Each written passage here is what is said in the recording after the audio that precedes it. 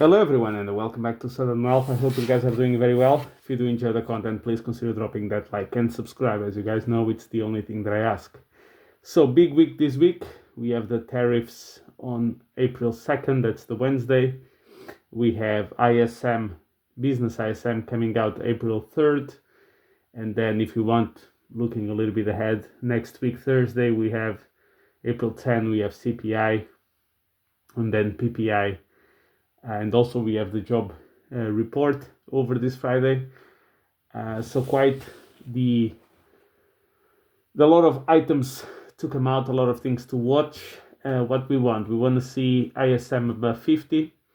If not above 50, very close to 50 at least. You don't want to see another 46, 47 that you used to see when Biden was president. So we had basically, when he was president, we had 26 months of contraction in manufacturing, which means usually it's max 10 months.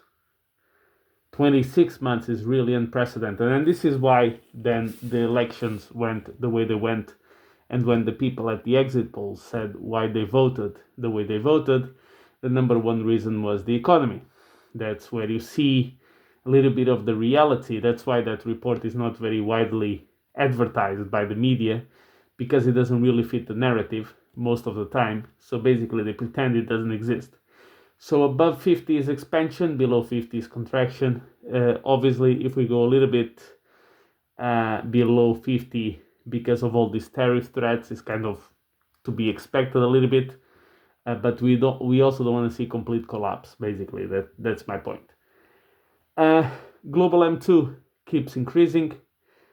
We should see either this week, worst case, I would say probably the next, but this week we should start to see a catch-up to the upside from the liquidity moves that we've seen in the first quarter. Usually there's this 10-12 week delay. So there's a very good chance that this week will be the week where we start seeing the move on that side. That moves all the risk assets. Maybe we have something like, as I've said before, a lot of volatility into April 2nd. And then people find out, hey, this is actually not that bad as we expected. And at least you have some clarity. So I wouldn't be surprised that after the tariffs, you would see some nice rebounds. Ethereum continues to disappoint massively. It's just a reality. However, the reason why I remain bullish on Ethereum, I had someone ask me, and I'll tell you why. The reason why I remain bullish on Ethereum is the following. First of all, by any metric that we've ever had, it's the most oversold Ethereum has ever been. Number two, Ethereum just got the biggest hack in history with the Bybit hack of $1.5 billion. Number three, Grayscale has sold more than 50% of its holdings since the ETFs came out. Number four, you'd be fading BlackRock. There's apparently BlackRock now owns close to 1% of Ethereum. And if you listen to their team of developers and their team of digital assets, they believe Ethereum is the right chain to eventually tokenize securities, which is the ultimate goal, in which Ethereum will be the rails where all the bonds and stocks will be. Since it has the most stable coins, it is the most battle tested, and it doesn't go down like Solana from time to time. So basically, being against Ethereum means you're fading BlackRock. Not only are you fading BlackRock, you're also fading Trump and most of the administration. So to me, that's a dangerous position to be in. Now, can those people be wrong? Can BlackRock, Trump, and the likes be wrong? Of course. However, so here are the two scenarios.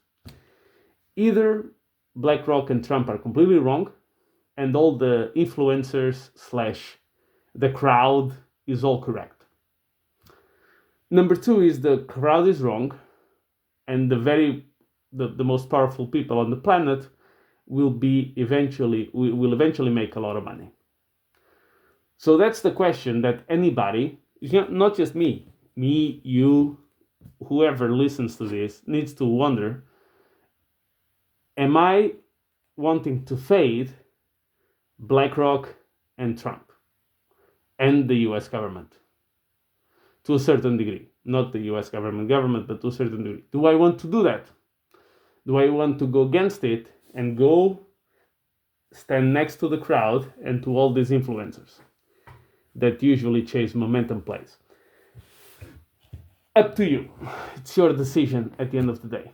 In summary, a lot of volatility is expected over at least this week and probably the next. Usually what I like to do in these weeks is don't do much. Maybe scoop up some positions in coins that I wanted if they dropped quite a bit. That's usually my MO. Otherwise, what I've noticed is most of the times people make really horrible trades during these time periods and they end up regretting it quite a bit. So that's why I usually like, if I'm undecided, I sit on my hands, and that has proven over the years to do very well for me. And with that, guys, thank you very much for your support. Today is a bit of a short video, just wanted to cover some of these things. Don't forget, like and subscribe. Good luck for the week. I hope you guys enjoy and that everything goes in line with what you expect. And don't forget, drop that like for me and that subscribe, and I'll catch you in the next one.